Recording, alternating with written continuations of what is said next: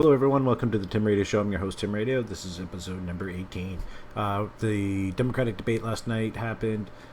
I want to go through it and just kind of rip it apart because it's a whole bunch of silliness. I only watched a little bit of it last night, so most of this I didn't see. We're gonna skip a lot of it because once they start talking, it's a lot of fluff and it's just a waste of time. So let's just get right into it. To restore the principles of integrity. Let's show them what we've got. Let's show them what humanity can do. The MSNBC Washington Post Democratic presidential debate. Live from Atlanta, Georgia, and the Tyler Perry Studios. Here is Rachel Maddow. And Tyler Perry Studios. That guy's loaded.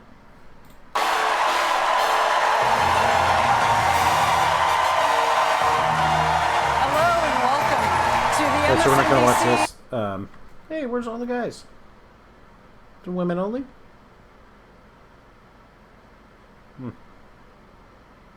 Sexist. Alright, let's get right into it.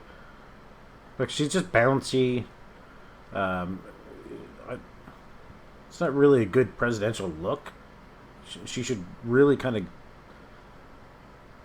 glamour up a little bit or something. I mean, the stud gold earrings. I mean, that's probably expensive gold right there, really. But it's just not classy enough. She's not ugly or nothing like that. But if you're going for president, I mean, that's a pretty big V-neck there for, you know, an old lady, and especially. I mean, anyway, you should have that covered in a nice little, I don't know, bad presentation. You and 4 of your colleagues on this stage tonight, who are also U.S. senators. And purple's a bad color. You shouldn't do a purple. You got to go with like the blue. Amy Klobuchar, she got one, but look, she's all covered in blue, so that's all messed up.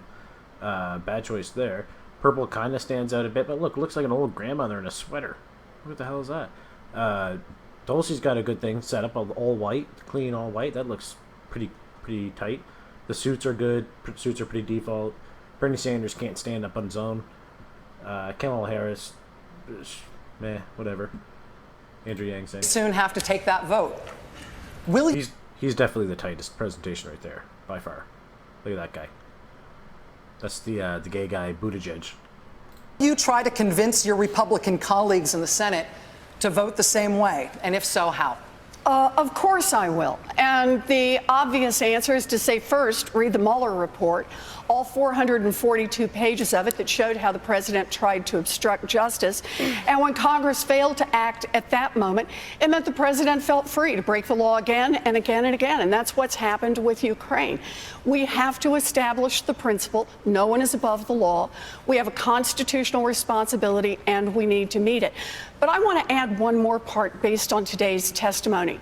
And that is, how did Ambassador Sondland get there? You know, this is not a man who had any qualifications except one. He wrote a check for $1 million. And that tells us about what's happening in Washington. The corruption, how money buys its way into Washington. You know, I raised this months ago about the whole notion that... So they kind of equate the first thing to Trump, then they say this other thing, which isn't really to Trump, as far as I know.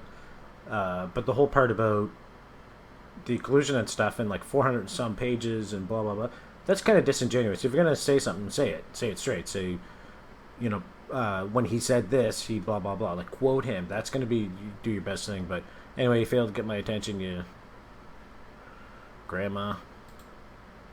Impeachable conduct, and I've called for an impeachment proceeding.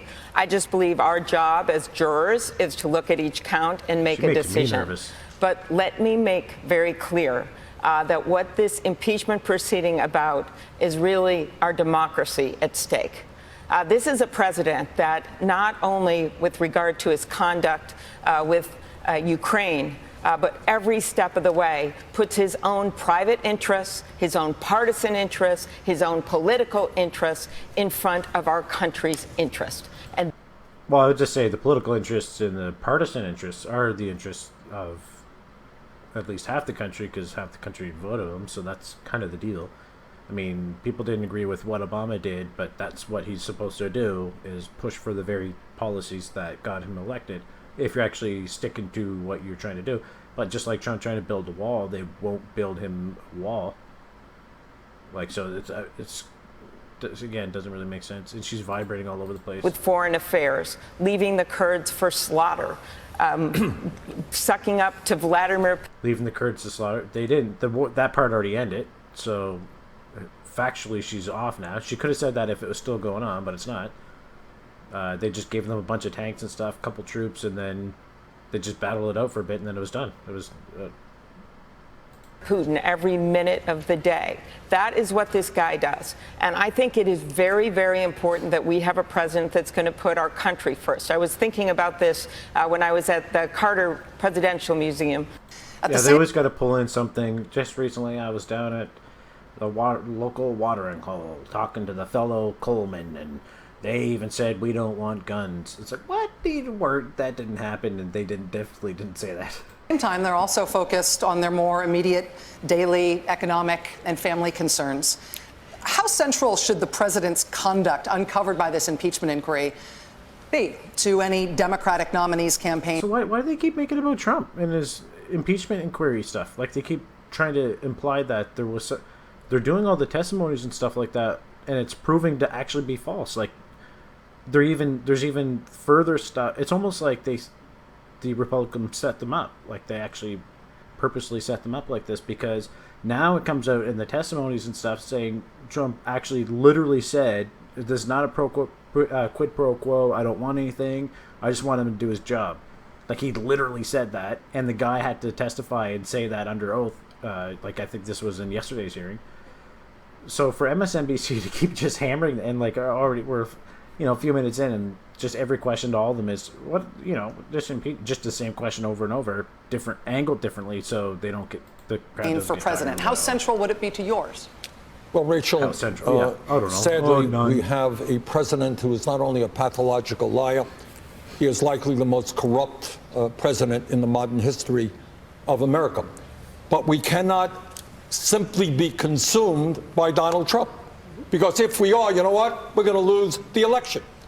Right now. There you go. So stupid first statement, but that he should have just said, if we're consumed with him, he should have just said that. And then boom, I would have actually been like, yeah, go.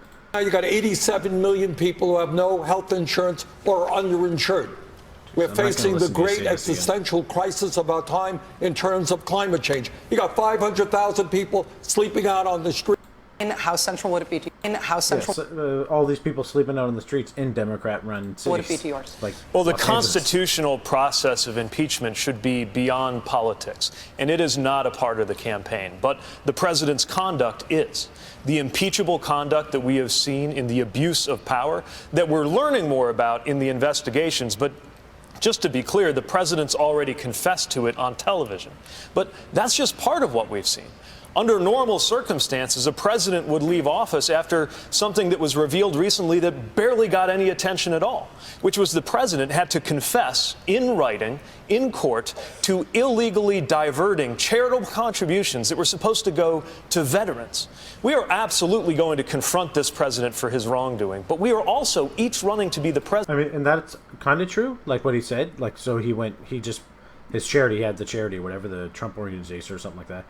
And so he paid like a couple $1 million extra to a charity because of some financial violations. They didn't really specify what it was. They just kind of kept it simple or whatever, but they paid a fee, and it was like $2 million to another charity to kind of offset or something.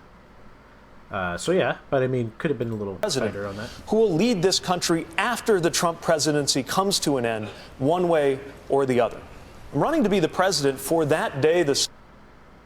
One way or the other. Ooh, that sounds a little nasty. Campaign that if you defeat President Trump, Republicans will start working with Democrats again. But right now, Republicans in Congress, including some of whom you've worked with for decades, are demanding investigations not only of you, but also of your son. How would you get those same Republicans to work with you? Well, look, the next president of the United States is going to have to do two things. Defeat Donald Trump. That right there, I mean, you could let that go a couple times, but he just nonstop does it. He doesn't seem like he can keep a coherent thought and actually jam out a couple sentences, even when he's trying to say something very, very specific. He can't just wait. He mixes up his words all the time. I do that, but I would drink a cup of coffee before I went on there, man. Like, brighten up. I know he's old and everything, but he's just too old, and he doesn't perform well to begin with. So And just even the stuff he says, you kind of just you can tell he gets kind of lost. And you can see his pupils are like pretty tight. The other guy's pupils are pretty large, so he's definitely like, he took some Adderall or something. That will be as divided as ever, and while doing it, address whatever. Georgia and North Carolina and other places and get a Senate majority. That's what I'll do. You have to ask yourself up here, who is most likely to be able to win the nomination? Yes, yeah. You have to ask yourself up here. He's trying to say you have to ask yourself who up here, you know, and be able to go into states like Georgia and North Carolina and other places and get a Senate majority. That's what I'll do. You have to ask yourself up here, who is most likely to be able to win the nomination in the first place, to win the presidency in the first place? And secondly, who is most... Yeah, so he thought he said it wrong, and then he changed it. So he actually said who's going to win the nomination, or no, who has to win the presidency first, and then he's going to say second. You have to win, or wait, no, who's he's you have to ask yourself up here, who is most likely to be able to win the nomination in the first place, to win the presidency in the first place, and secondly, who is most likely to increase the number of people who are Democrats in the House and in the Senate. And by the way, I learned something about these impeachment trials. I learned, number one, that Donald Trump doesn't want me to be the nominee. That's pretty clear. He held up aid to make sure that, while at the same time innocent people in the Donbass are getting killed by Russian soldiers. Secondly, I found out that Vladimir Putin doesn't want me to be president. So I've learned a lot about these hearings early on from these hearings that are being held. But the bottom line is, I think we have to ask ourselves the honest question. Who is most likely to do what needs to be done? Produce a Democratic majority in the United States Senate, maintain the House, and beat Trump. Senator Harris, your thoughts about that? Trump. Yeah, he wasn't even sure at the end of it. He's like, what was I saying? Oh, wow. Well, first of all, we have a criminal living in the White House. I would have said, first of all, you're fucked. You're done, man. Get off the stage, you old creepy bastard. Creepy Joe Biden, all those pictures of him, like, literally grabbing kids and stuff and kissing women. It's weird. Like, in front of cameras, like, rape. It's so weird. He's like, I gotta stop doing that. And he's like, just literally grabbing kids, and they're, like, struggling. It's weird. House. And there is no question that in 2020, the biggest issue before us, until we get to that tender moment, is justice is on the ballot.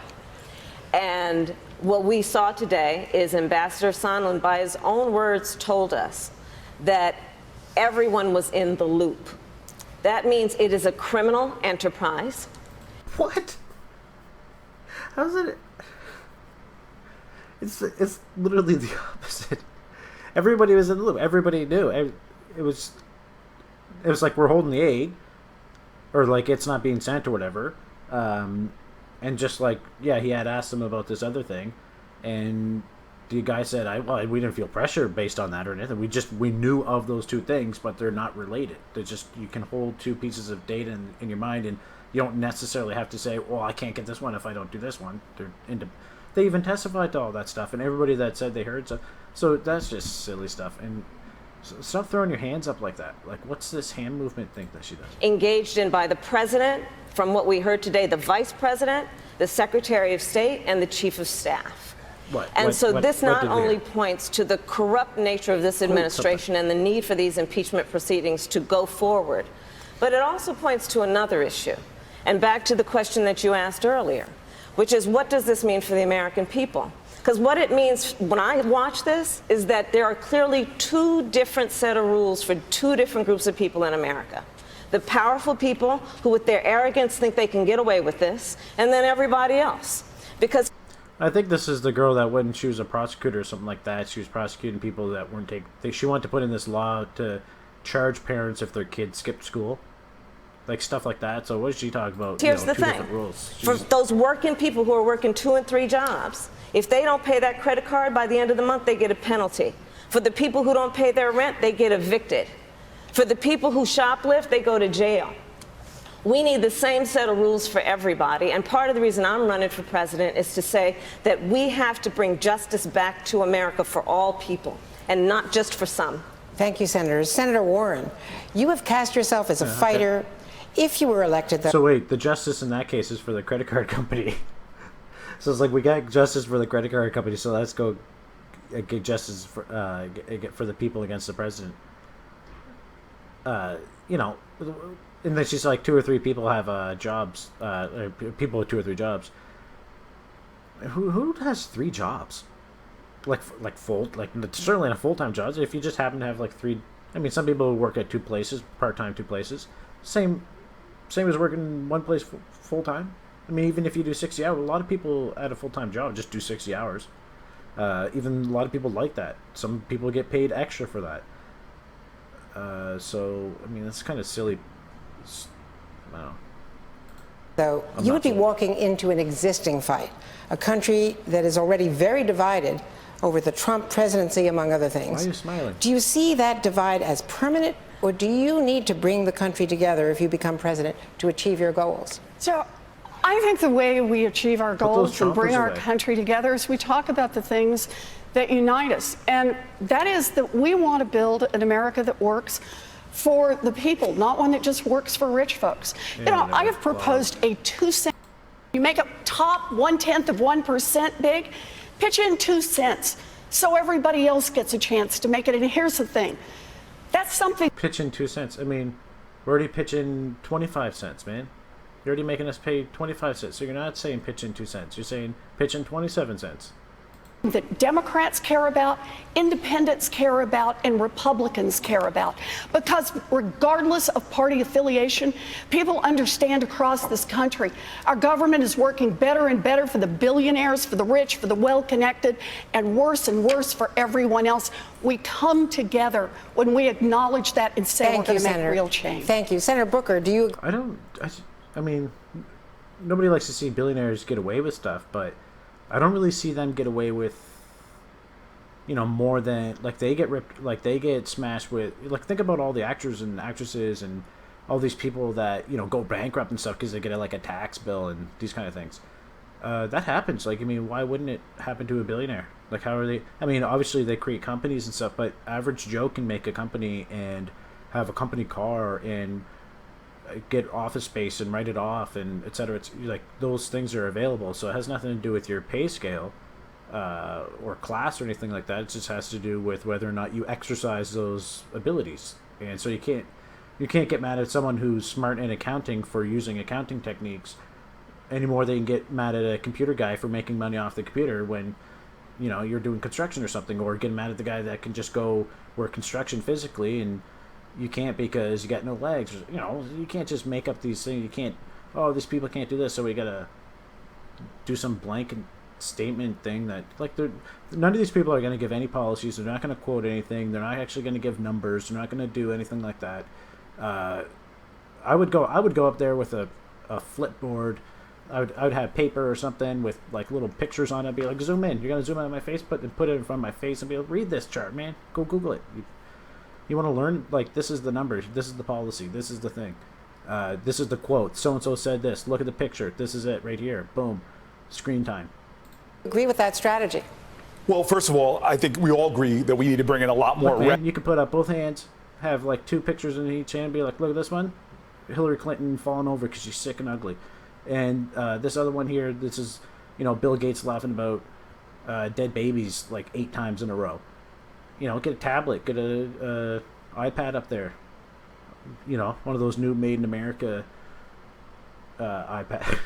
they just announced today that they're actually moving some plants over. Or it was already an existing plant, but they're going to move an extra product line into it. Some, you know, it wasn't even as big as they said it was, but they're going to build another plant too, like $1 billion plant. So that's kind of cool. Revenue in this country, we actually have a real problem with the tax rates, tax loopholes, tax cheats, and I don't agree with the wealth tax the way that Elizabeth Warren puts it, but I agree that we need to raise the estate tax. We need to. Well, so if you guys remember last week, I did an episode where I talked about the wealth tax, like off her website, and how ridiculous it is because they literally just take a percent from you a year. So if you have like $1 million in the bank, they're going to take a percent of that every year. Boom, boom. So it's like compound interest. So like over 10 years, you would lose like half your wealth. It's crazy. It's insane. tax capital gains as ordinary income, real strategies will increase revenue. But here's the challenge. We as Democrats need to fight for a just taxation system. But as I travel around the country, we Democrats also have to talk about how to grow wealth as well. When I stood in church recently and asked folks in a black church, how many people here want to be entrepreneurs? Oh, you can't just mention they're black. Just say you went to church. Why do you got to mention that? Your eyes are a little googly there. It's kind of hard, especially with a bald head, big bald head like that, and googly. Your eyes are just a little off. You gotta keep your eyes. You gotta look serious and don't do the clown face. Just trying to help you guys, you know. What's this, like velvet? Look at your suit. Looks like it's velvet or something. It might just be the screen quality, but it's weird.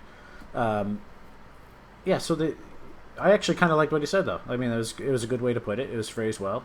He kind of docked her, but kind of added the point too about, you know, the wealth tax is kind of stupid. We got to talk about actually increasing wealth. So kind of the opposite, really. Half the church raised their hands. If we as a country don't start, if we have a party don't start talking not just about how to tax wealth, but to give more people opportunities to create wealth, to grow businesses, to have their American dream. Because, yeah, we need to raise the minimum wage to a living wage, $15 an hour. But the people in communities I frequent, their not aspiration for their lives is not now, just. I don't know if someone can slow this down, but like this, I seems fine. This one seems to go like this. Every once in a while, it goes zoop, zoop, like looks off to the left, his left. Zoop. Have those fair wages. They want to have an economy that provides not just equalities in wealth, but they want to have equalities of opportunity, and that's what our party has to be about as well. Senator Warren, you wanted to respond? Sure. So let me just tell you what we can do with that 2-cent wealth tax. I'm going to store all my nuts in the tree for the winter, and then I'm going to take your nuts and put them in my tree. 2 cents on the top 0.1% in this country, and we can provide universal child care for every baby in this country aged 0 to 5. That is transformative. We can provide universal pre-K for every 3-year-old. What's wrong with the one that do they not have that for babies already? What happens when you have a baby in the States? You probably got to pay like a gynecologist like $10K or something like that, right? I mean, most people have that in their credit card. So, I mean, it sucks to have that and that, but I think the government even gives you rebates every year, like tax credits and all that. So if you can't afford the baby to begin with, I mean, that's one thing, but just to pay people to have babies, I mean, that's kind of a good deal. And 4-year-old in America. We can stop exploiting the women, largely black and brown women, who do this work, and we can raise the wages of every child care worker in preschool. Look, I get there's race stuff. I get it. But why do they just keep mentioning it? Just that could be its topic. That they're like, look, this affects all these things. It doesn't have to be constantly injected. It's to be honest, a little alienating because it's just like, well, does that exclude something, or are you mentioning that it's going to be leaning more to this, even if it's geographical, which really all this stuff is geographical. It's not really racial. They just like to say racial stuff because then they can scoop up the whole group of people. They're actually the ones being racist. When they talk like that, identity politics, that's actually the racism, not when people are just like... Teacher in America. Not just when people are in an area and that area happens to be poor, and regardless what the race of that area is, it's not related to the race. That's the racist part, to assume that it is.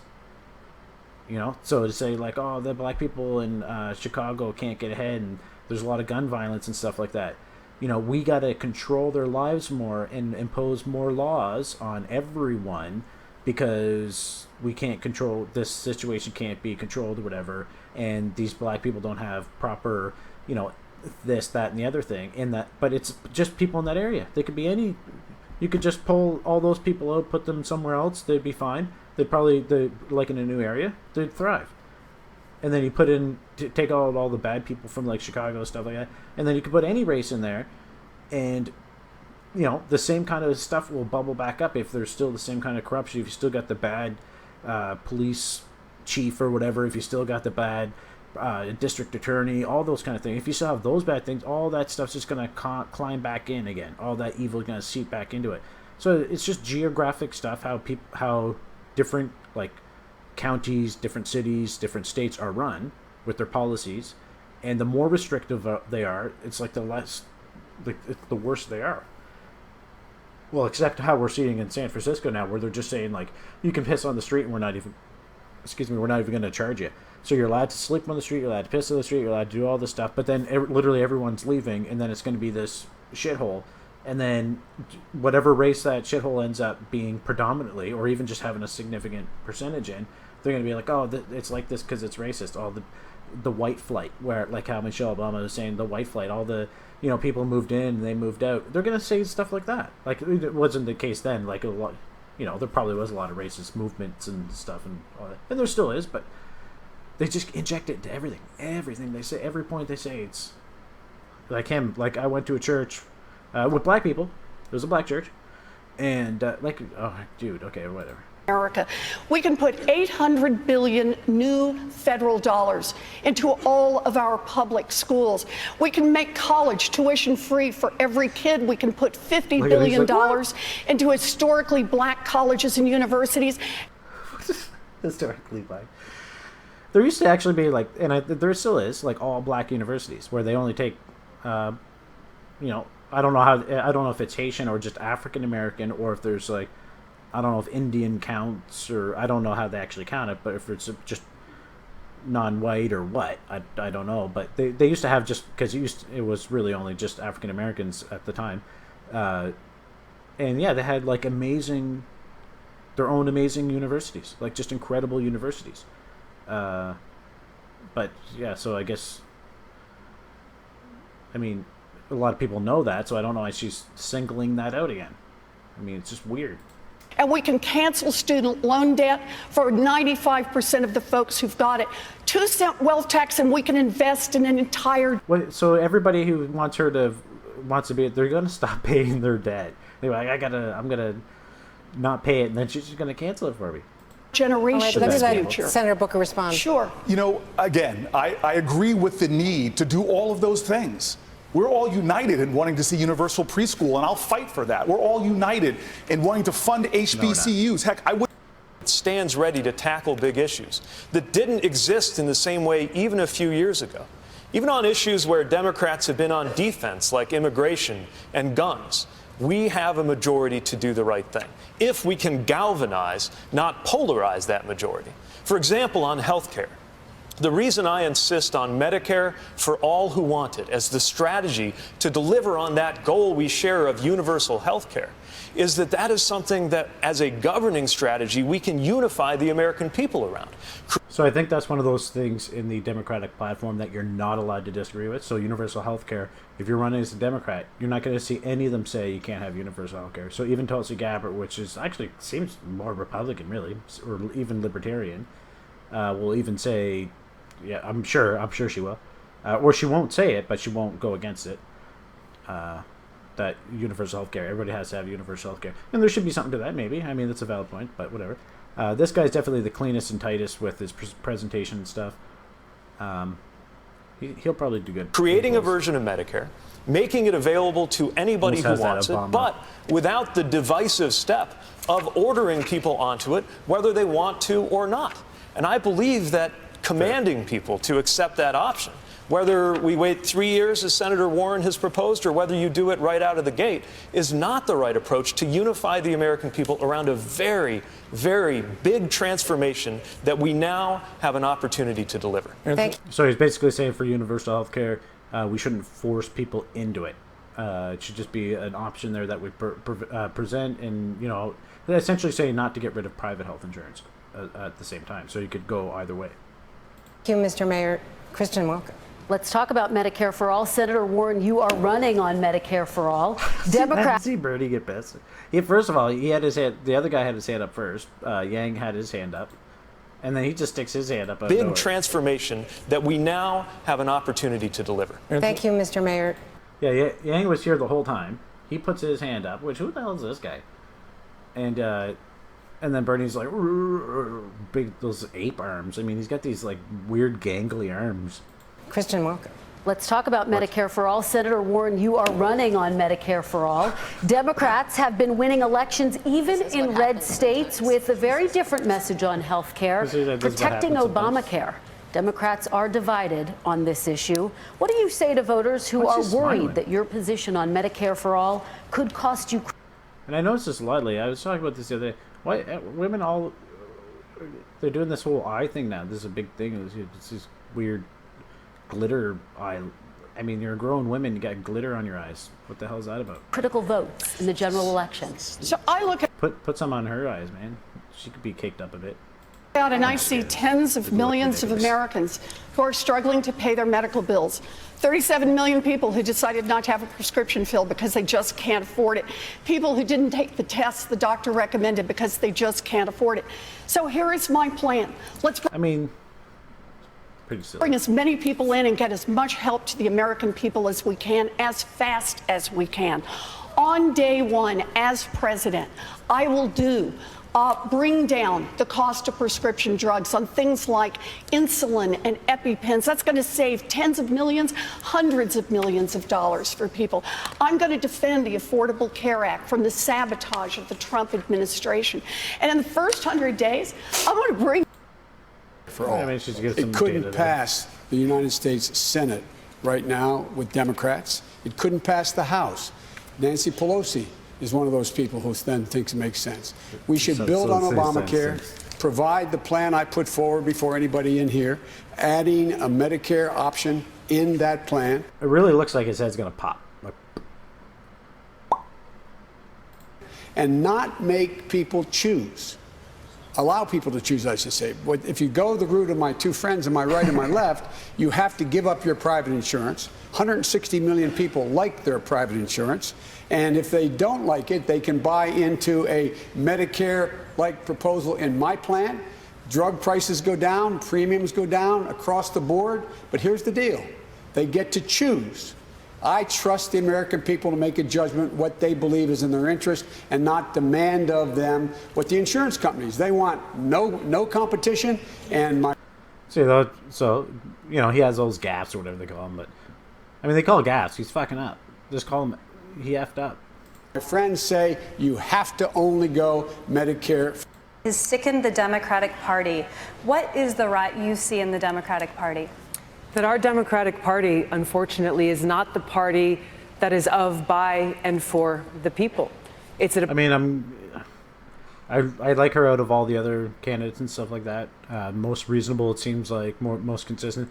But she's got too many talking points, like too many. If you watch more than a couple of videos, it's that by, for the people.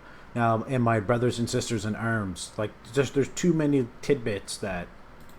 It is a party that has been and continues to be influenced by the foreign policy establishment in Washington, represented by Hillary Clinton and others' foreign policy, by the military-industrial complex and other greedy corporate interests.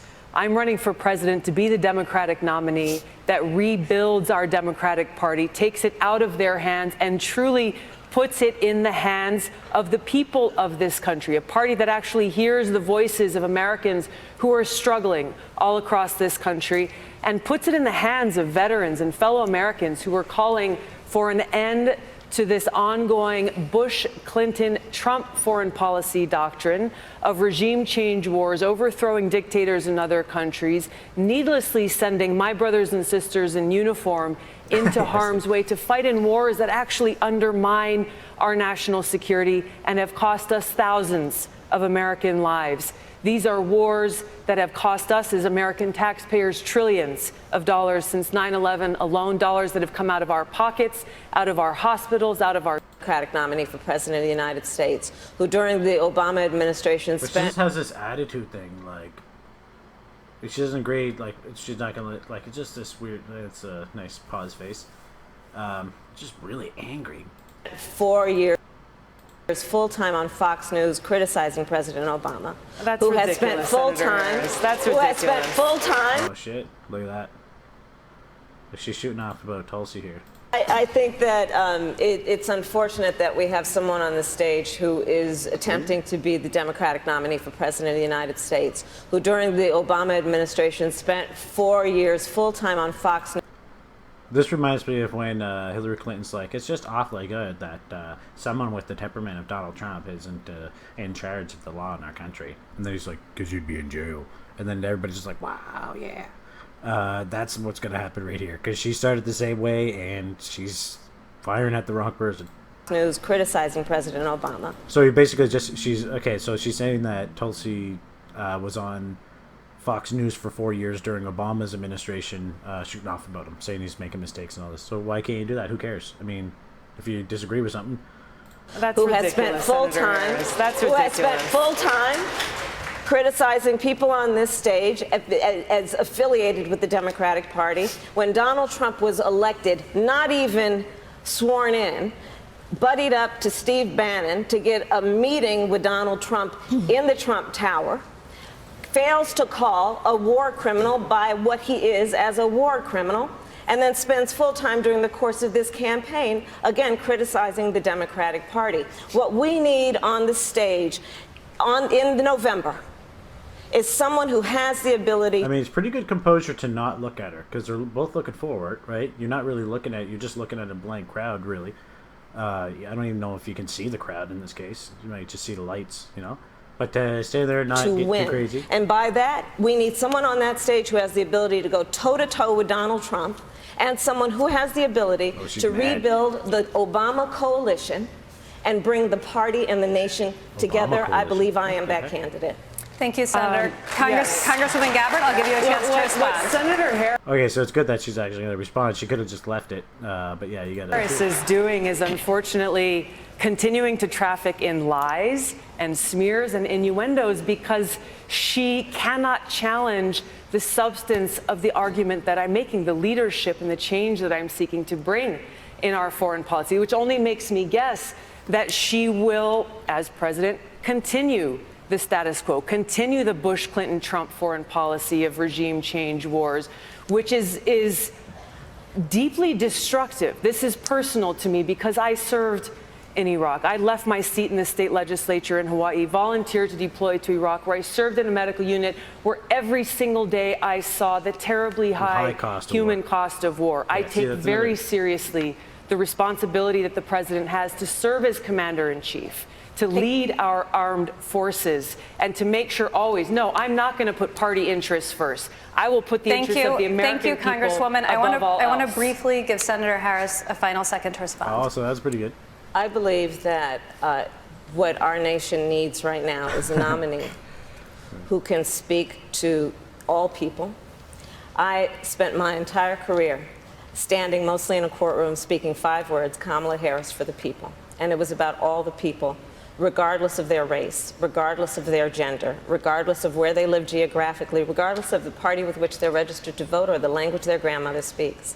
We need someone on this debate stage in November who has the ability to unify the country and to win the election. And I believe, dude, man, you can't help that. You can't. I can't take you as a client. Why not?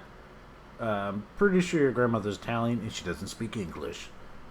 Can't do it, but again, I am that candidate. Thank you, Senator. Thank you. Mr. Steyer, you have denounced the special interests that pour hundreds of millions of dollars into the political process to influence it. But in fact, you have spent over $300 million of your own money in First time we see this guy. Who was he? Support of your political goals. How do you respond to critics who see you as the embodiment of a special interest? Like gangs. Is the embodiment. This is what you call a yang time. It's not hang time, it's yang time. What's this? M-A-T-H? Oh, math. I thought it was T-H-L or something. Math. Okay. I swear, man, if he actually makes a joke about him being Asian and smart or something, like he's just soaking up that, he's like, oh, camera's on me. This guy's like, what are you asking? What are you asking over there? And he's like, screen time. Political goals. How do you someone's got to make that a respond meme. to critics who see you as the embodiment of a special interest? What I've done over the last decade is to put together coalitions of So basically, because you spent money, how you guys talk about getting money out of politics, but you're the one spending a bunch of money in politics. He's like, ordinary American citizens to take on unchecked corporate power. We have a broken government in Washington, D.C. It's been purchased by corporations. Over the last decade, with the help of the American people, we have taken on and beaten the oil companies. We have taken on and beaten the tobacco companies. We have taken on and beaten utilities. We've taken on and beaten the drug companies. I've also built one of the largest grassroots organizations in the United States. Last year, Next Gen America did the largest. He's got some weird gums there. He's got like white gums. Youth voter mobilization in American history. I also, in partnership with 7 national unions, knocked on 15 million doors in 2016 and 10 million in 2018. What I've done is to... He's like, they're not good. What I've done, huh? Let's watch her vibrate for a bit. Said to overturn Citizens United. That's what we should do so that we stop this dark money and outside money from coming into our politics. I have led the way on voting. And I can tell you right now, one solution that would make a huge difference in this state. It literally looks like she's about to walk off like a bungee jump. Like it's my 50th birthday, I'm going to bungee jump. And she's like, oh. And they just push her off the cliff. Would be allow every kid in the country to register to vote when they turn 18. If we had a system like this and we did something about gerrymandering and we stopped the voting purges and we did something significant. So fair enough, she's actually getting policy points, but they're not going to let her. First of all, she's got a bad... The image makes a lot... The image plays. I mean, more often than not, you have the taller president. You rarely ever have the shorter president. Rarely ever. It's a power thing. It reads into people's psyche, and it just plays. It's kind of a subliminal thing. It's more powerful. You definitely want a leader that's powerful looking. You don't want to... And they can be a female, but they still have to have that presence. They can't be... You can't think that they're scared to be there or nervous to be there. They can't be those type of people. They have to be almost selfishly... just self-involved or so confident, like this guy. He's kind of crazy, but he has a position, he sticks to it. He's gimmicks. It's all gimmicks with this guy. Everything. Money fighting climate change. You can't knock someone for having money and spending it in the right way, in my opinion. Thanks, Andrew. No problem. So that's fair enough, and I would agree too. Like the rest of them are saying get money out of politics kind of thing, and he's like, well, I'm putting money into politics the way I see fit, and you're allowed to. And they even had a ruling there, the Supreme Court, something like that, where they said that it's actually your free speech. So to spend money politically as a company, even or as a individual, that's your free speech. So some places have limitations, some don't. Sometimes it's super PACs and organizations, whatever. But whatever. As Commander-in-Chief, I think we need to be focused on the real threats of the 21st century. And what are those threats? Climate change, artificial intelligence, loose nuclear material, military drones, and non-state actors. And if you look up, we're in the process of potentially losing the AI arms race to China right now, because they have more access to more data than we do, and their government is putting billions of dollars to work subsidizing the development of AI in a way that we are not. Okay, wait. All right, so you're talking about a communist government that literally has cameras set up everywhere with face tracking technology and a social credit system that if you cross the street, like jaywalk, it'll dock you and even some cases even put your face on a billboard right there, be like, meh, look at this guy, put your name and everything, and actually dock you on a social credit score and prevent you from traveling around the country, from getting financial products, from getting rent at certain places, access to certain types of services. And someone can just be ratting on you. They could be like, he plays too many video games, and then your social credit score goes down. But if they're caught lying about it, then their social credit score goes down. And then it's just everything. You get in an accident, your social credit score. And so they're building this whole AI system to be able to calculate all this, to find who, to actually do kind of like minority report stuff. They see someone with like a certain kind of gait when they walk, they can determine that they're holding something versus they don't have anything. They can determine how heavy your backpack is by your stature and how you walk. In the type of objects that would create the type of weight differential when you're walking in your gait, and they're calculating all this actively in all types of different ways. And he's talking about they're losing, the U.S. is losing the AI arms race to China. Well, China's using it for nefarious purposes, so why would you want to build the exact same thing that they're building? Well, it's for the exact same purpose, really. They have more data. They have 1 billion people that they're recording. 24 years behind on technology. And I can say that with authority. And not only that, no, they're not behind on technology, because most of the technology is invented in the U.S. and then manufactured in China. And then that's the whole thing with intellectual property theft. You can just look into that. It's its own thing. So what this guy's actually saying is actually scary. Because we got rid of the Office of Technology Assessment in 1995. Think about that timing. I guess they thought they'd invented everything. The next commander-in-chief has to be focused on the true threats of tomorrow. And that's what I will bring to the table as commander-in-chief. Thank you, Mr. Yang. Andrea? Mayor Buttigieg. Okay, it's like the four people in the background. You can see them pretty clear. You can see the crowd. But yeah, there's like four girls in the background that just, woo. To defeat this president, we need somebody who can go toe-to-toe, who actually comes from the kinds of communities that he's been appealing to. I don't talk a big game about helping the working class while helicoptering between golf courses with my name on them. I don't even golf.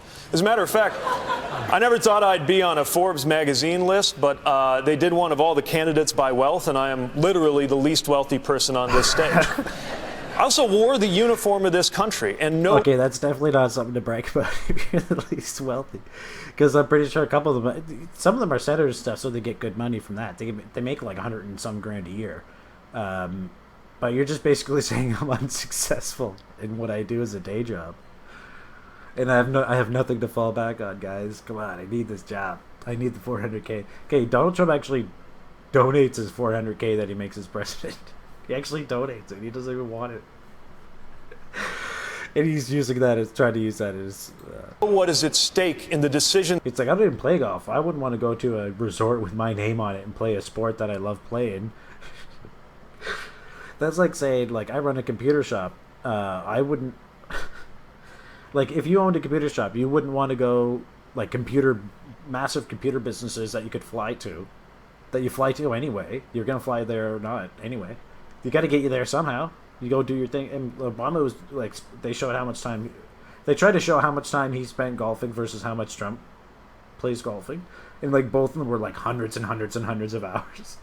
But like Trump was like 10% more. So they're like, look, he spent even more time golfing than Obama did. But it was like, well, geez, man, I didn't realize Obama was golfing that much. Nobody was talking about him golfing that much. I never seen that. Like, it's 100 like weeks worth of golfing. And it's expensive, man, because you got to lock down that place. At least with the Trump place, it's his place that he can kind of, I think that might be a little cheaper to lock down your own place versus going to other establishments that would just charge you up the wazoo to, you know, to deal with all that kind of stuff. I mean, they would love it too for publicity or whatever. But anyway, that was kind of a stupid play. Silly. It's kind of immature. That are made in the Oval Office in the Situation Room, and I know how to bring people together. Okay, so he goes from talking about golfing and silliness to talk about the Situation Room, where it's like the war room. To get things done. I know that from the perspective of Washington, what goes on in my city might look small, but frankly, where we live, the infighting on Capitol Hill is what looks small. The usual way of doing business in Washington is what looks small. And I believe we need to send somebody in who has a different kind of experience. The experience on the ground, solving problems, working side by side with neighbors on some of the toughest issues that come up in government. Recognizing. So he really should have said, instead of saying I'm the one with the least money, and I was glad to be in a Forbes magazine for this, like just trying to name drop or whatever. He should have actually just said, you know, I might not have made as much as the other people on the stage here, but I've done more on the ground. He should have said it that way instead of what is required of executive leadership and bringing that to Washington so that Washington can start looking a little more like our best-run communities in the heartland before the other way around starts to happen. Thank you, Mayor. Senator Klobuchar. Yeah, I mean, that was well said. All well said at the end. Get the government acting more like local communities instead of local communities acting more like the big government. Totally agree. I'm honored to be standing next to him. But what I said was true. Honored. Women are held to a higher standard. Otherwise, we could play a game called Name Your Favorite Woman President, which we can't do because it has all been men, including all vice presidents being men. Okay, wait. What was the favorite woman president? First of all, I've made very clear I think that Pete is qualified to be up on this stage, and I am honored to be standing next to him. But what I said was true. Women are held to a higher standard. Otherwise... But why wouldn't you... why wouldn't you say, like... Yeah, I don't know. It just doesn't really make sense. We could play a game... Why wouldn't he be... Because he's gay or because he just polls low? Because there's the other people that polled lower. if you get things done. I am the one that has passed over 100 bills as the lead Democrat in that gridlock of Washington in Congress on this stage. I think you've got to win, and I am the one. Why I think I should be president and be the nominee is, number one, I have brought people together my entire career. In the United States Senate, I've passed more major legislation than everybody on this stage combined. From the Violence Against Women Act to making sure we have the Chemical Weapons Treaty to dealing with Milosevic, the whole range of things that I've been engaged in my whole career.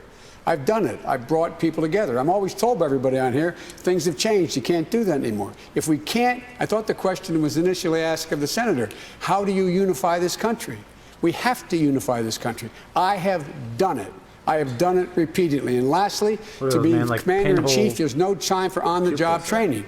I've spent more time in the Situation Room, more time abroad, more time than anybody up here. I know every major world leader. They know me, and they know when I speak, if I'm the President of the United States, who we're for, who we're against, and what we'll do, and we'll keep our word.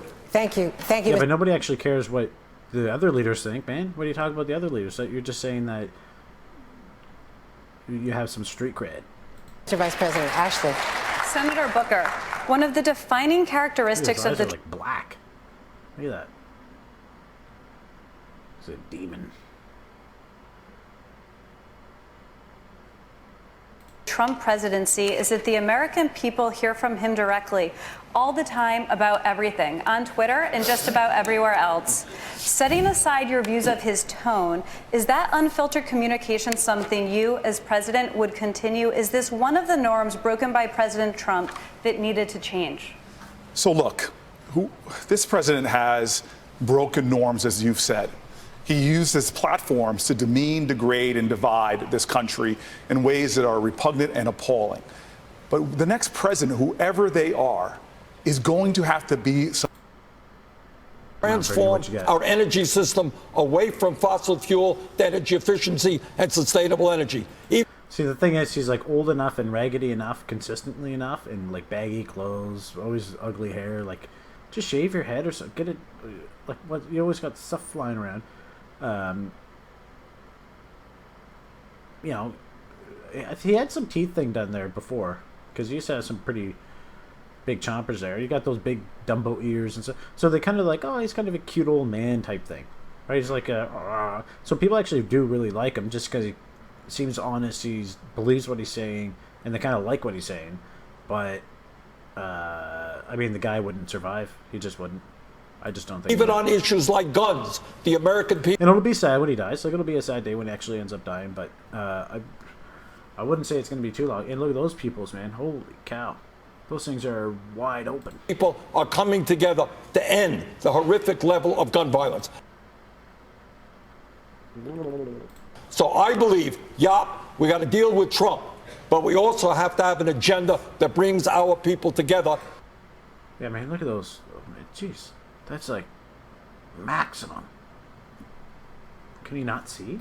So that the wealth and income doesn't just go to the people on top, but to all of us. Vice President Biden, let me ask you to pick up on the issue that Senator Sanders just raised about no one being above the law. When President Ford pardoned President Nixon, he said it was to heal the country. Would you support a potential criminal investigation into President Trump after he leaves office, even if you thought it might further inflame? Wait, what?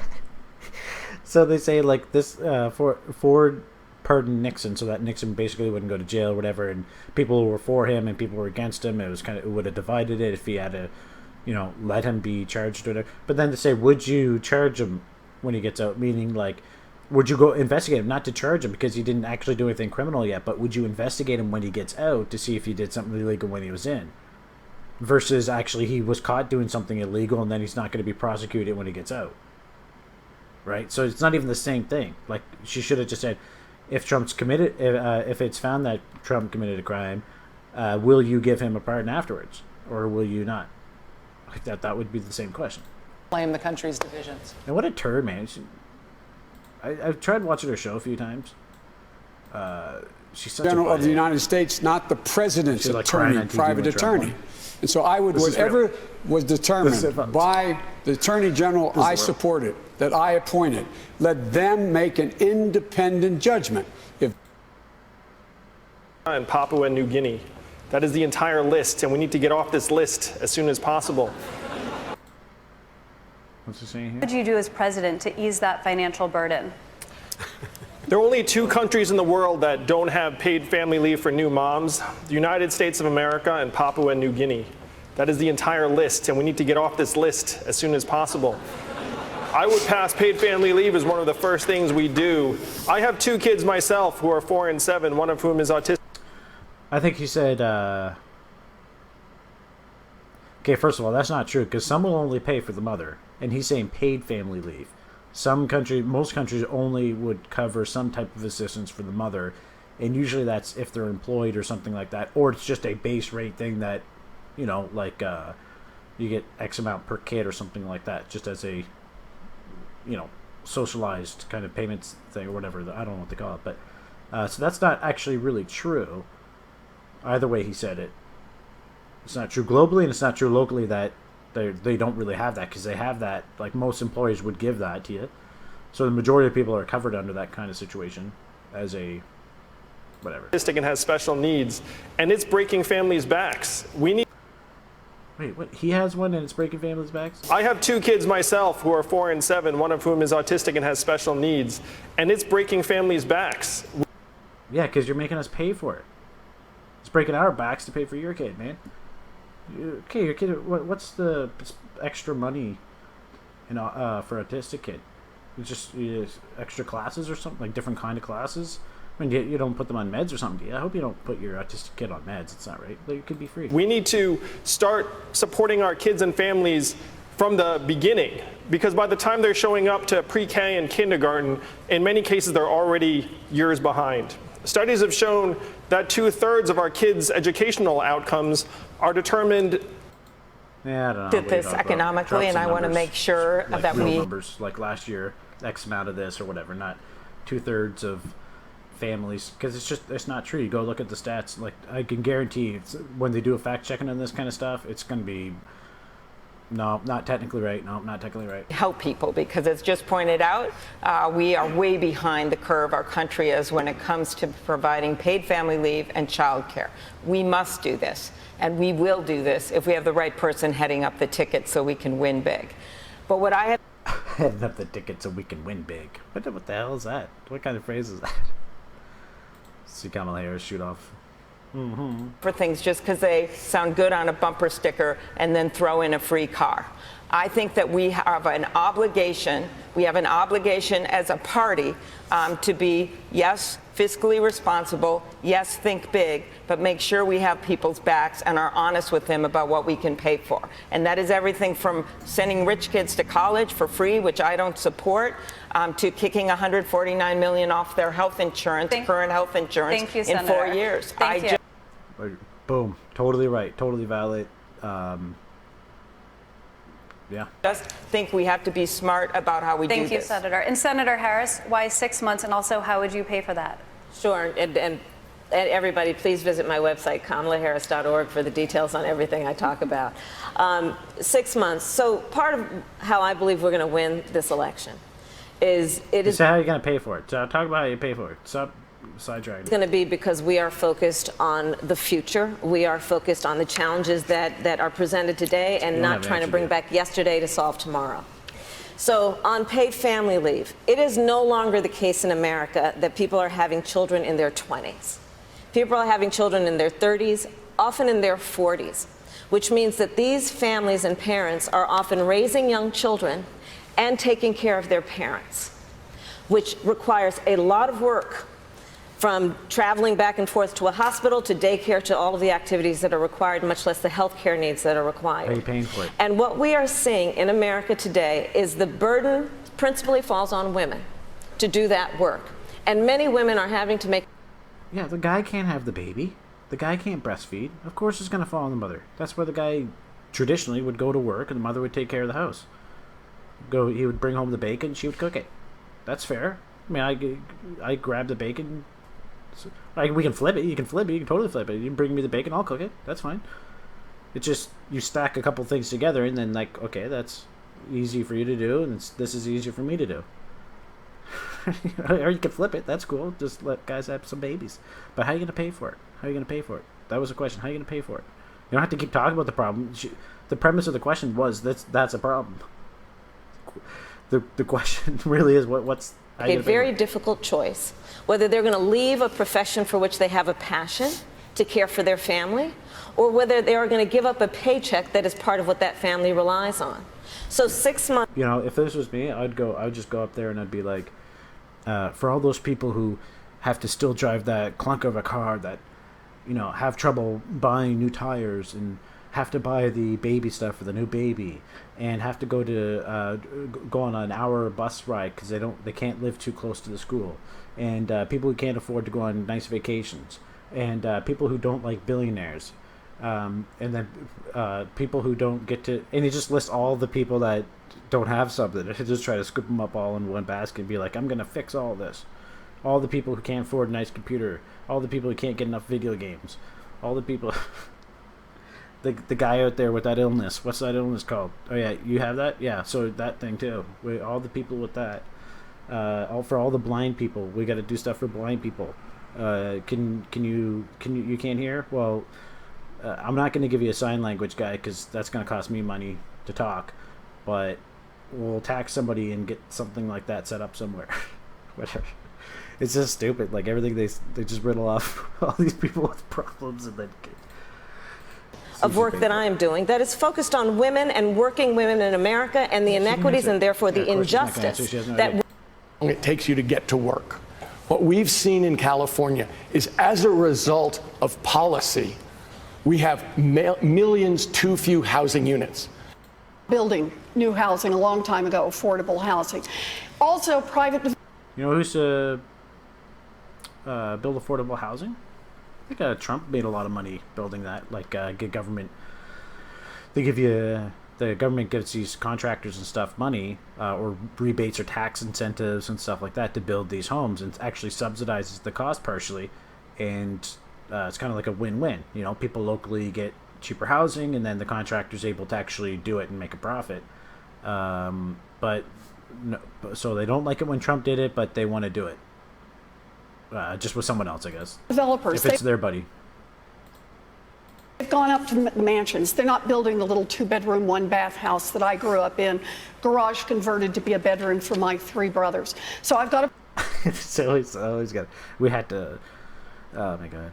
So you're not allowed to be rich and have these points because you don't get the stories. You're like, man, I grew up like Richie Rich. It was horrible, and then everybody's gonna be like, boo. Like, you're not even gonna mention it. You're not even gonna mention it. I think Trump's really the only one that talks like that. He'll use that to his. Of course, I didn't pay tax. Why would I pay tax, man? You get crazy. They waste tax money. Look at how much money they're wasting. Why would I want to give it to them? I ain't paying taxes. And then everybody was just like, yeah, you know what? I like that.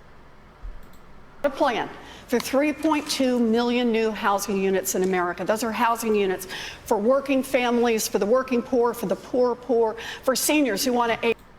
Is it actually slashes poverty 10 million. Okay, let's we're just gonna look. We're gonna try to finish this up. Go to head, see if there's anything good, because this is just a bunch of stupid stuff. Having in our town hall meetings and house parties in different parts of the country. We have to do this. I also know that we can do this. I would make this the #1 priority of my foreign policy as well. We can do this and create literally millions of good-paying union jobs across this country. I would make sure that my climate policy was led. Yeah, it was. I think it is the existential threat to humanity. It's the #1 issue. And I might add, I don't really need kind of a lecture from my friend. While I was passing the first climate change bill, and that PolitiFact said was a game changer, while I managed the $90 billion recovery plan, investing more money in infrastructure that related to clean energy than any time we've ever done it.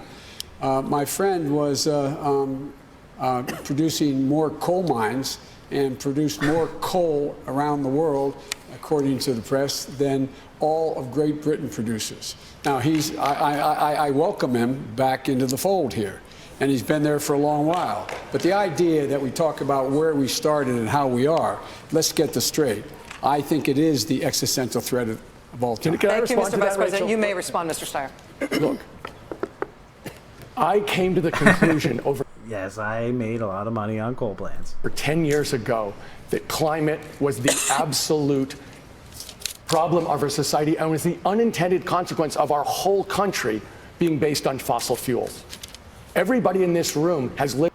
There's actually reports and stuff that show that it, because they used to say the oil's going to run out, the oil's going to run out, the oil's going to run out. And they've been saying that, I think, since the 70s. And they said that the oil's going to run out in like 2000. Like world total supply would totally, and like since then they found like trillions and trillions and trillions. So, and actually it's not even like the dinosaur thing that they talked about, like liquefied dinosaur stuff. I mean it is, but it's actually beyond, like it's way more recent than that. It just keeps reproducing. It's like it's almost like the sweat gland or something of the, where it just keeps regenerating new material. And you can't get it out fast enough. Like you just can't extract it fast enough. It's so efficient as a fuel. Same thing with coal too. It's so cheap and efficient to do it, and you can't get it. You can't take it all out of the ground. But yeah, it creates CO2. But who cares about CO2, man? Come on. Let's see. You can't really get mad. Expected, because we keep to our word. We are consistent. We speak truth, and we are loyal. What Donald Trump has done. Let's try to zoom in on that necklace, that bracelet, and that ring, man. It was blinging. Look at that. And she got the gold earrings. She's got this bad boy. What's this little cufflink thing there too? And then like this is like a 3. Like that's shiny, man. That's very bright. Word. We are consistent, we speak truth, and we are loyal. In the armed forces, but for people in that region as well. For the people in that region as well. Everything he says like that. Thank you, Senator. Ashley? Thank you. Mr. Yang, if you win the 2020 election, what would you say in your first call with Russian President Vladimir Putin? What? That's a fun one. Well, first I'd say, I'm sorry I beat your guy.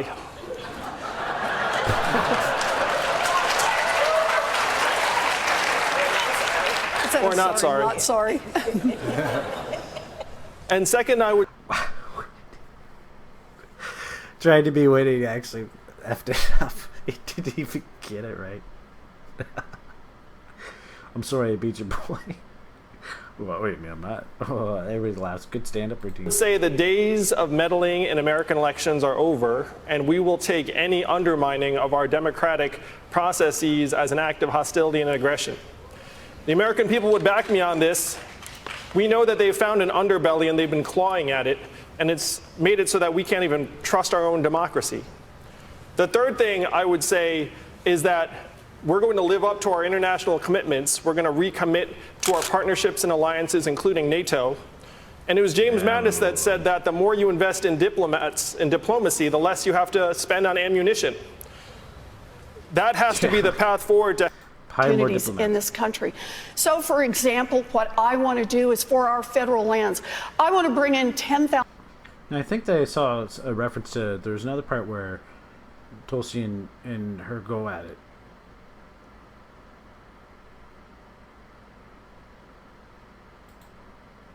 Justices that exist in a very institutional way. We're going to do this last part really quick here because it's getting long. So our country, beginning with things that have to do with our criminal justice system. We're predominantly the rest of society. But what he told me was that if anyone had reached out to him when he was that hurt, broken 14-year-old boy, he would have gone with them. He said if it had been a coach, I would have gone with him. If it had been a mentor or teacher, I would have gone with them. But instead, it was a hate group. So what we have to do is we have to get into the roots of our communities and create paths forward for men in particular who right now are falling through the cracks. And when you look at gun violence in this country, 96+% of the shooters we're talking about are young boys and young men.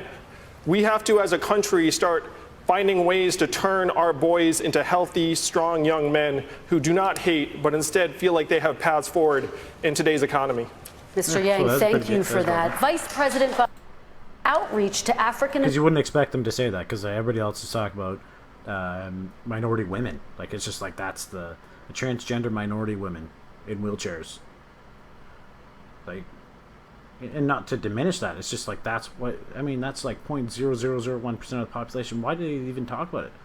Just so that people who aren't that feel bad and feel, oh well, we got to do something. Like, I would call it like charity voting. That's what I'd call that. Voters. You said, quote, the Democratic nominee has got to be someone who has the experience of... I want to see them attack this like when it was a Republican one. They were asking him all these questions. You said this like 10 years ago. Like Trump, you called women fat pigs, slobs, and whatever. And he's like, only Rosie O'Donnell. And everyone's like, well, yeah. It's just like, even when you would try to insult me, you can't get it. But they're asking all these questions. Like, you said this. Who wouldn't do this?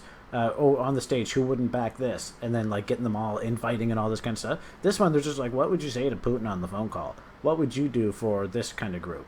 What would you do here? These are softball, lazy, dumb questions, and it's not even policy. Like, they even said, how would you pay for it?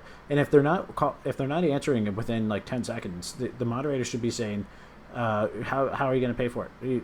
Come on, there's your sidetrack. How are you going to pay for it? Let's moderate it. Connecting with all of who we are as the diversity of the American people. Dollar, as compared to all women who tragically make 80 cents on the dollar. The question has to be, where you been, and what are you going to do? And do you understand who the people are?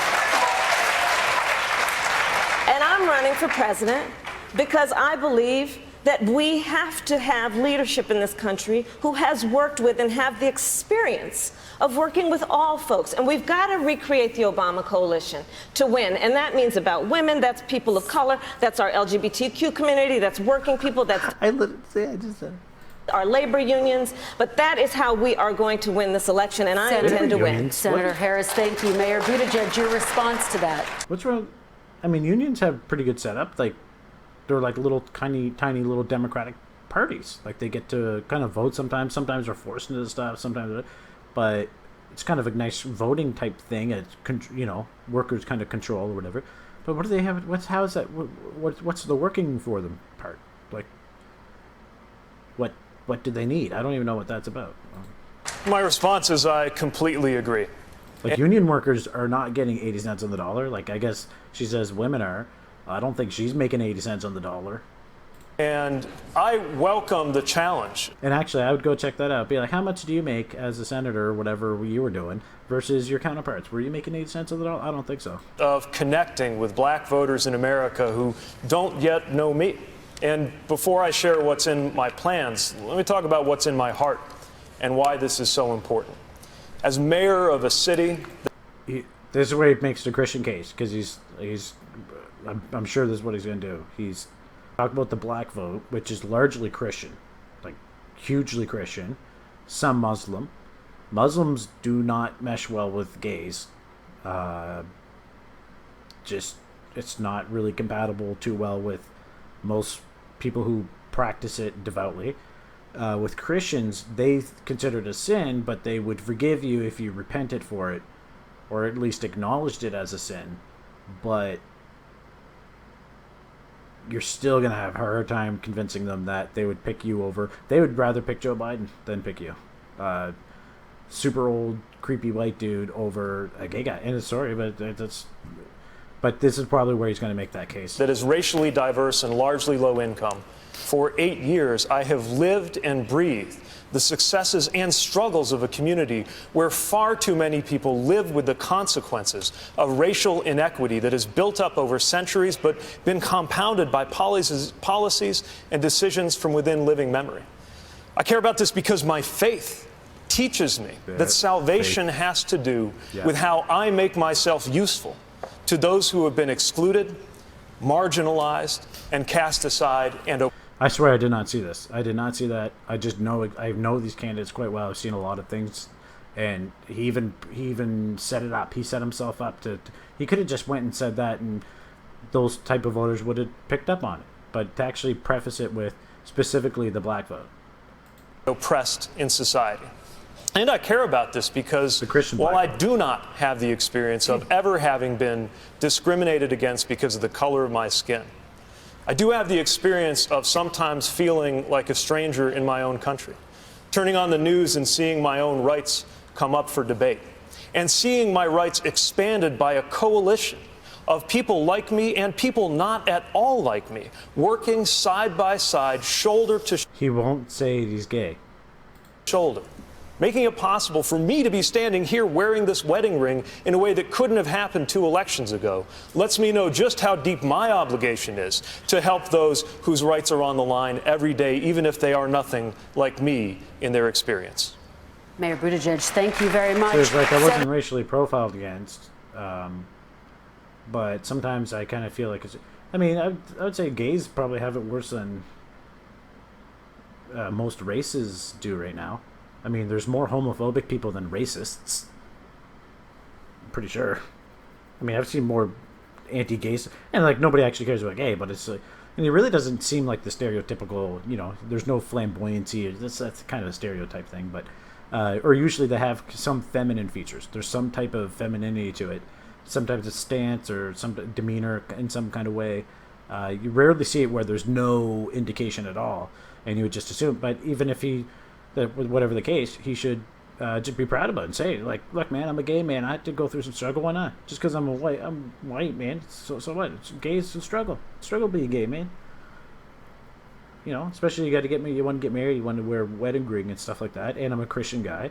I'm a Christian, and yeah, it's kind of antithetical in some kind of sense. Like it goes against some things, but you know, they say it's a sin, and there's some like he could play that whole case and justify like, you know, it might not be ideal for people looking in, but you know, we're all like that. We all have to let people live their life. He could just play that case. That would be the actual Christian argument.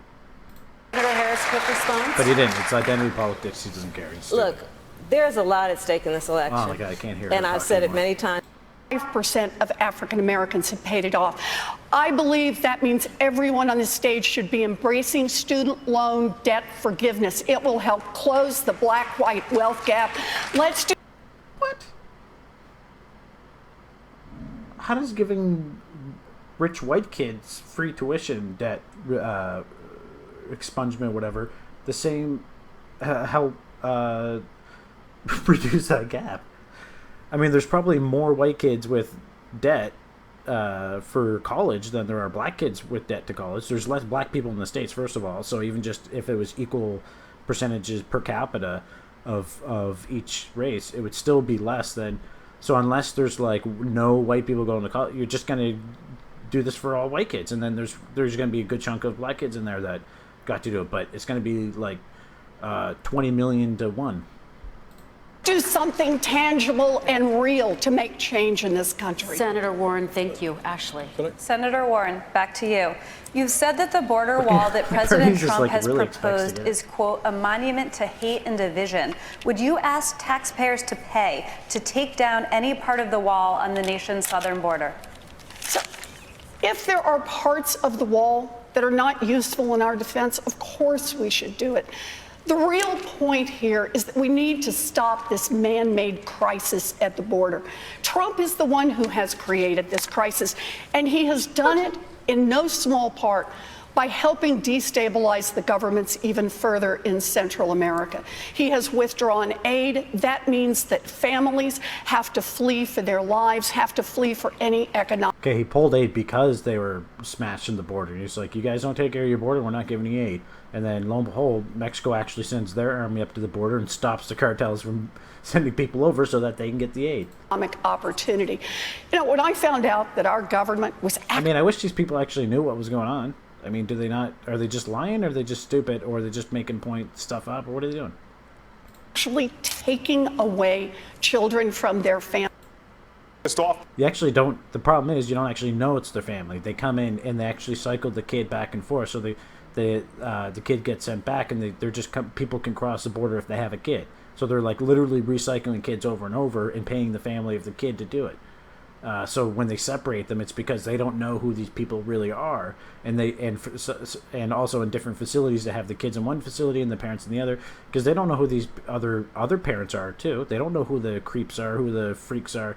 You know, there could be hundreds or thousands of people at one facility, and they got to separate them. So they might even do women's only and men only, kids only, and then they're there taking kids. They're not separating families. You come to the border, that happens. You walk back. You're allowed to leave and go back if you want to leave. I'm sure they would let you leave if you wanted to go back the other way. Like, oh, I don't want to be separated from my kids. Let's just go back to Mexico. It's like, no, man, wait it out. Because the only time our issues seem to be really paid attention to by politicians is when people are looking for their vote. And they're worried because the Democratic Party, we don't want to see people miss this opportunity and lose because we are nominating someone that isn't trusted, doesn't have authentic connection. And so that's what's on the ballot. And issues do matter. I think Trump does have authentic connection, man. When you see him at a rally, he's like a mirror. In our country is already legal for privilege. Marijuana, that I don't think we should legalize marijuana. I thought you might have been high when you said it. and let me tell you. I talked about when he said he didn't want to legalize marijuana. Because I mean, again, stupid jokes, stupid things. Like, I thought you were high when you said, just, it's so weak. Like, it's such a child thinking. Marijuana in our country is already legal for privileged people. And it's the war on drugs. Privileged people? You mean people who get it for medical purposes? I don't know if that's privileged. Has been a war on black and brown people. And so let me just say this. With more African Americans under criminal supervision in America than all the slaves since 1850, do not roll up into communities and not talk to. Okay, that's not fair either, because the population's like substantially larger, just even in the last 100 years. Yeah. Directly to issues that are going to relate to the liberation of children, because there are people in Congress right now that admit to smoking marijuana, while there are people, our kids are in jail right now for those drug crimes. Well, I agree with this. I think that, they shouldn't be, but most of the people have other convictions, and a lot of times they're actually using this stuff, like when they go for the lesser offense. So when the district attorney or something like that's pressing charges on them for like trafficking and maybe violence or robbery or something like that, they do a plea deal and then they end up admitting to, marijuana trafficking or something like that, and then nobody's going to jail for smoking dope on the side of the street at all. It doesn't happen, never happen. If it's illegal in a spot, they might get charged or something, like with a fine, kind of like a municipal fine type deal, like a traffic ticket type deal. But nobody's going to jail for literally smoking a joint or even have a little bit of weed on them. If you're in a drug-infested neighborhood and you're on the corner of the street and you're next to prostitutes and you got a bag of weed on you, yeah, that's a different story, And I'm sure there's been a few mix-ups and stuff. People go to, death row for crimes they didn't commit. Stuff happens, and it's not going to be perfect. But and I agree that it should be at least decriminalized so that individual communities and states can take control of it if they want to fine people for doing it or whatever. But it shouldn't be a federal crime or whatever to do that by default, So I agree with that, but then let's see what Biden says. And so these are the kind of issues that mean a lot to our community. And if we don't have somebody authentically, we lost the last election. Let me just give you this data example. We lost in Wisconsin because of a massive diminution, a lot of reasons, but there was a massive diminution in the African American vote. We need to have someone that can inspire, as Kamala said, to inspire African Americans to the polls at record numbers. Thank you, Senator Booker. Vice President Biden, you can respond to that. I'll be very brief. See, that's not really fair either, because you're assuming that they're going to vote Democratic. That's what they're saying. The reason that they lost is because the black voter didn't go. So they're assuming that all black people think the same. Nice. That's racist. Number one, I think we should decriminalize marijuana, period. And I think anyone who has a record should be let out of jail, their records expunged, it be completely zeroed out. But I do think it makes sense, based on data, that we should study what the long-term effects are for the use of marijuana. That's all it is. Number one, everybody gets out, record expunged. Secondly, I'm part of that Obama coalition. I come out of the black community in terms of my support. If you notice, I have more people supporting me in the black community that have announced for me because they know me. They know who I am. 3 former chairs of the Black Caucus. The only African-American woman that ever been elected to the United States Senate. A whole range of people. No, My point is, that's not true. The other one is here. I said the first. I said the first African American elected. Come First. They know who I am. 3 former chairs of the Black Caucus. The only African American woman that ever been elected. The only African American woman that ever been elected To the United States Senate. A whole range of people. No, my point is. that's not true. The other one is here. I said the first. I said the first African American elected. The first African American. So my point is that one of the reasons I was picked to be vice president was because of my relationship. See, instead of laughing about it, call him up. Be like, look, man, you're done. Long-standing relationship with the black community. I was part of that coalition. Thank you, Krista. And we do. Oh, I wonder what they said there. I'm gonna figure that out. Pull that out later. Let's hear what stupid question she asked. Watch this. It's gonna be a dumb question. As president, to try to bring that access back, Senator Klobuchar disappears and abortion. It's including right here. Welcome back to the MSNBC Washington Post Democratic Candidates Debate. Many states, including right here where we are tonight in Georgia, have passed laws that severely limit or outright ban abortion. Right now, Roe versus Wade protects a woman's right to abortion nationwide. But if Roe gets overturned and abortion access disappears in some states, would you intervene as president to try to bring that access back? Senator Klobuchar. Well, of course. We should codify Roe v. Wade into law. That is what we should do. And this president indicated early on what he was going to do, and he's done it. When he was running for office, he literally said women should go to jail. Then he dialed it back and said doctors should go to jail. So no surprise that we're seeing these kinds. See, great example of what I was saying earlier, where you need to actually make a quote, to actually say something, and that's true. He said, if you're doing an abortion, yeah, you should go to jail. Like, that should be, if it's illegal, it's illegal. You got to go to jail. And then he's like, well, technically, I guess the doctor should, he should be in trouble for it. I'm in the position that, it should be between a doctor and patient. It shouldn't be illegal, but it should be, like, very, very end of the line, last, like, no, don't do it, don't do it, don't do it, don't do it. Here's a program, here's adoption, here's this, talk to these people, etc. It should be all of that stuff, 110% more. But you can just walk into a clinic and get done. That's not right. I don't think that should be the case. You should have to talk to your doctor, talk to a doctor, go to a clinic, even if they do Planned Parenthood stuff, which I think is totally evil. But even if you go to one of those, there should be a procedure that you have to actually go through. You can't just go in and go, boom, done. I mean, I can't just go and chop off my arm. I can't go just do random, transgender surgery or something like that. They tell you to pump the brakes a bit, and it might be hard if someone's pregnant, but you just can't. If it's something like an after day pill or whatever those things are, I don't know what those things actually do. They're probably horrible on your body, but if it's something like that, that's one thing. I don't think that people really count that as an abortion, but actually getting the procedure done, I don't think really many people agree with that. At least not with the especially late term stuff, or even now it's post birth. We covered that in yesterday's episode where they're talking about 28 days after the baby's born, you can terminate it. I mean, Jesus. Kinds of laws in Georgia and Alabama where his allies are passing these bills. And what we have to remember is that the people are with us. And I predict this will be a big issue in the general election. And I just can't wait to stand across from Donald Trump and say that. I don't know why Tulsi's not getting in on this, man. To him. You know what? The people are with us. Over 70% of the people support Roe v. Wade. Over 90% of the people support funding. I need to call on her priest or her rabbi, but the one entity that should not be in the middle of that decision is the government. Senator Warren, I need to push you on this a little bit for a specific answer to the question. Governor John Bel Edwards in Louisiana is an anti-abortion governor who has signed abortion restrictions in Louisiana. Is there room for him in the Democratic Party with those politics? I have made clear what I think the Democratic Party stands for. I'm not here to try to drive anyone out of this party.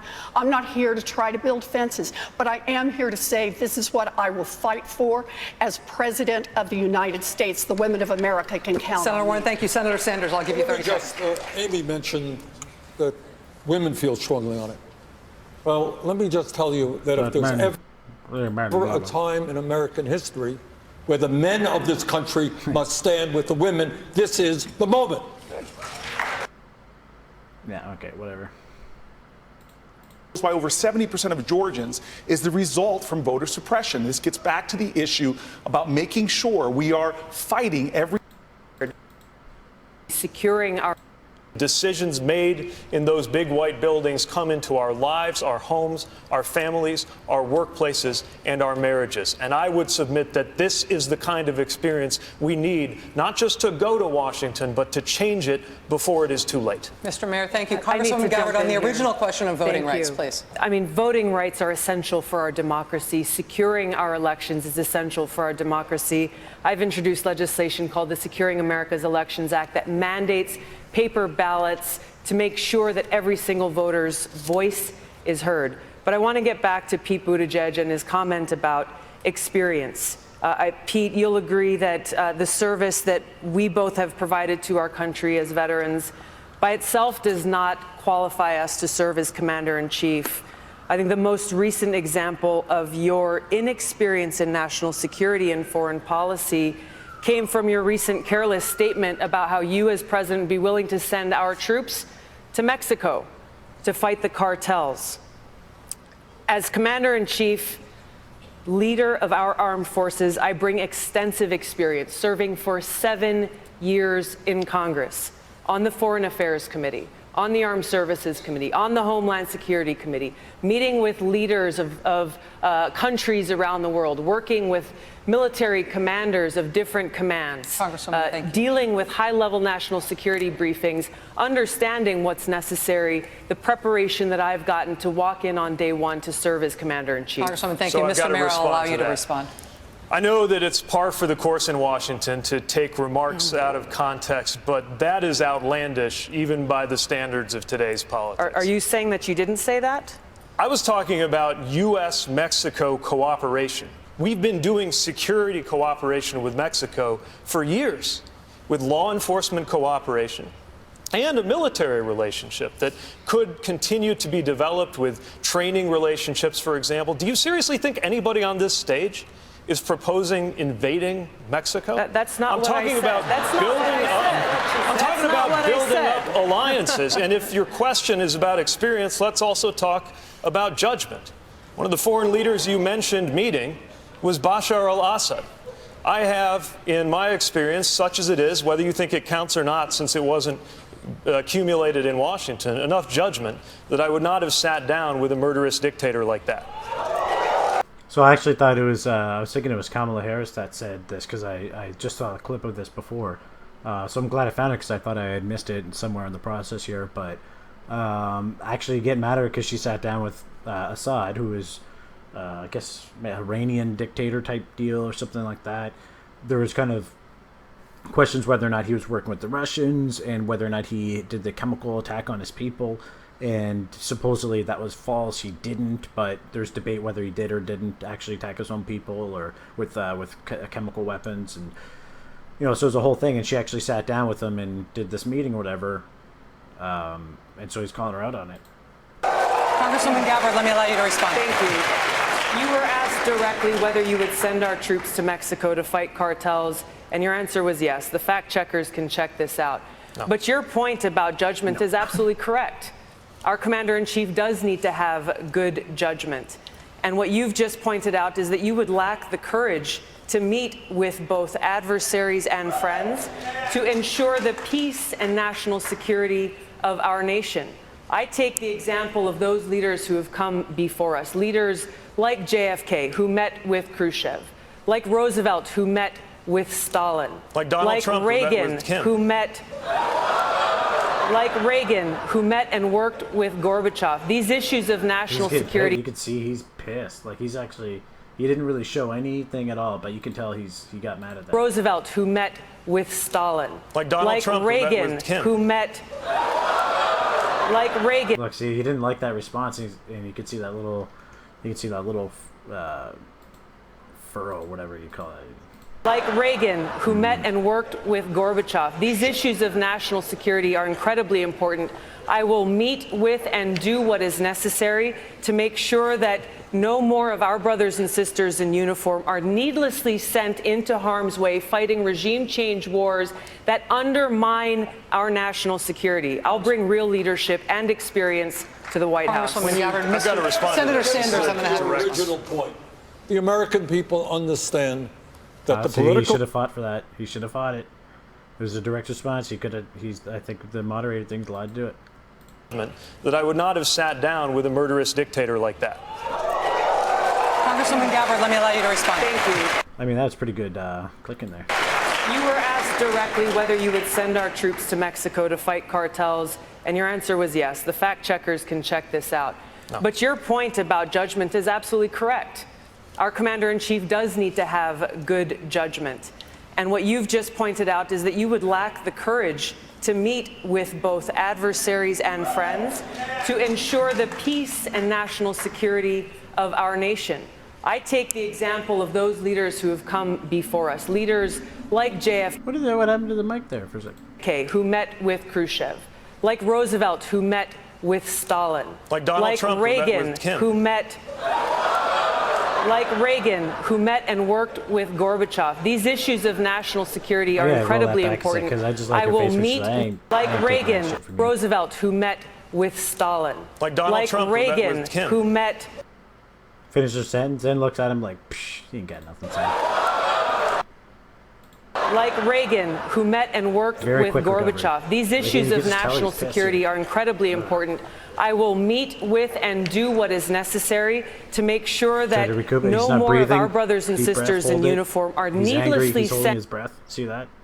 Look at that. He's holding his breath there. He takes a deep breath and holds it in because he's like, To make sure that no more of our brothers and sisters in uniform are needlessly sent into harm's way fighting regime change wars that undermine our national security. I'll bring real leadership and experience to the White House. I've got to respond. Senator Sanders, I'm going to have a original point.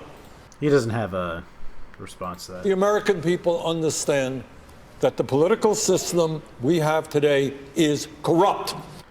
That political system's corrupt. What the hell does that have to do with him or her meeting this other guy? So let's try to finish this up quick because I think that's really the highlight right there. Bernie's just going to talk about. And it is not just voter suppression, which cost the Democratic Party a governorship here in this state, not just denying black people and people of color the right to vote. Who's denying black people the right to vote?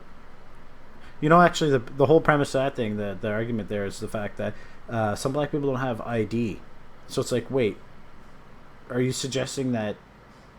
So, like, because some places you need to have an ID in order to go in. You have to show that you're a citizen or whatever. You just have to have some type of ID to prove who you are, that you're not redoing or whatever. And somehow that's oppressing. You're stopping people from vote. I mean, I don't know why that's disproportionately in the black community or what, or why they're suggesting it is. That kind of sounds racist. That to suggest that that community doesn't have IDs. I don't know. That's weird. But we also have a system through Citizens United which allows billionaires to buy elections. So what?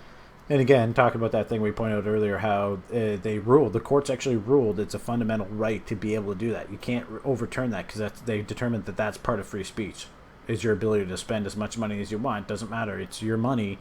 If it's your $1 billion, you can spend it. If you want to spend it on pet rocks, you can spend it on pet rocks. If you want to spend it on pet rocks for politicians to bribe them, you know, you can't do it for a bribe, but you can send free pet rocks to all the petitions.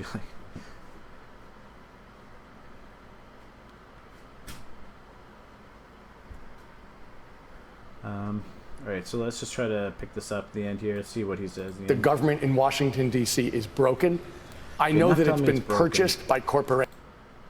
Something that we in Hawaii call aloha.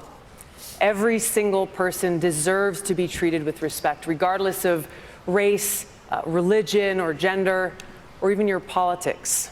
Inclusion, unity, respect, aloha, these will be the operating principles for my administration. Now, Dr. Martin Luther King visited Hawaii first back in 1959, where he expressed his appreciation for what we call the Aloha Spirit. He said, "We look to you for inspiration as a bold example for what you have already succeeded in the areas of racial harmony and racial justice, where we are still struggling to achieve in other sections of the country." Okay, well, whatever. Our kids are not all right. They're not all right because we're leaving them a future that is far darker than the lives that we have led as their parents. We are going through the greatest economic transformation in our country's history, the fourth industrial revolution, and it is pushing more and more of our people to the side. We talk as if Donald Trump is the cause of all of our problems. He is not. He is a symptom, and we need to cure the disease. Now, my first move was not to run for president of the United States, because I am not insane. My first move was to go to DC, talk to our leaders, and say, technology is ripping us apart, immigrants are being scapegoated, our kids are being left behind, and the American dream that my parents came here to find is dying before our eyes. And the people in Washington, D.C. had nothing for this. They don't want to touch it. They don't want to talk about an issue they don't think they have a solution for. I'm not running for president because I've fantasized about being president. I'm running for president because, like many of you here in this room tonight, I'm a parent and a patriot, and I have seen the future that we're leaving for our kids, and it is not something I'm willing to accept. It reminded me of Army counsel years and years ago in the McCarthy hearing, someone from Iowa, actually, Mr. Welch, who said, "Have you no sense of decency, sir?" I want us to remember that this election is, yes, an economic check on this president. And I have bold ideas that we can do to go forward as a country to make college more affordable. Have a nominee who can go toe-to-toe with Donald Trump. And I have taken on Jeff Sessions. I have taken on Bill Barr. I have taken on Brett Kavanaugh. I know I have the ability to do that. We also need someone who can unify the party and the country, and who has the experience of having done that. I've done that work. I believe we need someone who has the ability to speak to all Apparently the not, people. Your hometown's the powers of the too. presidency on challenges like this, expanding opportunity and expanding a sense of belonging to those who have been excluded in this country. I mean, I'm going to call this exclusionary politics. It's either everything's corrupt and broken, which they're all part of. They're all part of this system, the very system they're saying is busted. They're all most of them are senators, district attorneys, and they're saying, "Oh, it's the thing's busted. We got to get money out of it." And then there's the guy there spending money in it, and then the same thing with Yang. He's spending money in it too, and then none of this is consistent. And with the 11 million undocumented immigrants in this country, at the age of 21, as a member of a civil rights. That was like 400 years ago, bud. Nobody gives a shit group about at the you. University of that I. Civil rights. You did some civil rights stuff. Tonight, and I hear a lot of really good ideas, but I take a look at the issues we've talked about. We've talked about climate change. We've talked about defense spending. We've talked about private health insurance. We should have talked about gun violence. What do these issues have in common? Well, first, they touch people all over this country in their everyday lives. And what is the second thing they have in common? We know what we need to do. We have a lot of good ideas for how to fix it, and the majority of Americans are with us on it. And yet, we don't make change. Why They not? don't make change because you're wrong. They don't agree with you. If they did, they would change it. That's the whole point. You only need to convince half the people, just over half the people in the House, to do it, but they won't because they're on the other end of the spectrum that says the government should get out of our lives. You guys are in the perspective that the government should control everything in our lives, to equalize, to be the referee and everything. Consequential. You know, the American people have an enormous opportunity. There's incredible. I've never been more optimistic about our prospects in my entire career, and I got elected as a 29-year-old kid to the United States Senate. Folks, we are. So man, this guy's like he's almost 80. So he said 29. I mean, that's unreal. He's basically just shy of 50 years. I think he's like 77, something like that. So he's like 50 years in the game doing this. Even made it to vice president. And they still complain that the whole thing's busted. In a position where we're the wealthiest nation in the world. Our workers are more productive than workers around the world, 3 times as productive as workers in Asia. We have more great research universities that the people own than all the rest of the world combined. We're in a position where we've led not by the example of our power, but by the power of our example. I'm so tired of everybody walking around like, woe is me, what are we going to do? Let's remember, this is the United States of America. There has never, ever, ever been a time when we've set our mind to do something, we've been unable to do it. Never, never, never. So it's time to remember who we are. Get up. Let's take back this country and lead the world again. It's within our power to do it. Get up and take it back. Vice President Biden, thank you. And that was really good. I think that was a really smart move to play like that right at the very end, to really just hammer it home. With all the gaffes and stuff like that, he probably won a lot of points because of that. Let me take this opportunity to thank all of the candidates. I didn't even think we saw the other ones there, but yeah, you can tell who definitely got the most screen time. She definitely got the most. Bernie got a lot. He got a lot. Booker. Buttigieg got quite a bit. What's her name? Warren. So it's probably she got the most. These two guys got the least. I'd say Tulsi's pretty low down there. Klobuchar got quite a bit of time. But it was pretty equal overall. It's probably, these guys didn't do anything at all. Buttigieg could have jumped in there more. Same with Tulsi. She could have jumped in way more. Like there's clear openings there for, going back and forth. But anyway, hope that was a good review. If you guys want to actually go watch the whole thing, it's just a lot of repeat. You saw a lot of it here, and you can just imagine what the full thing is. But anyway, if you like this kind of breakdown, this kind of commentary, whatever, give us thumbs up, thumbs down, comment, hit the subscribe, hit the notification, do all that cool stuff, and share the link. Tell us what you think. Appreciate you, and we'll see you on the next one.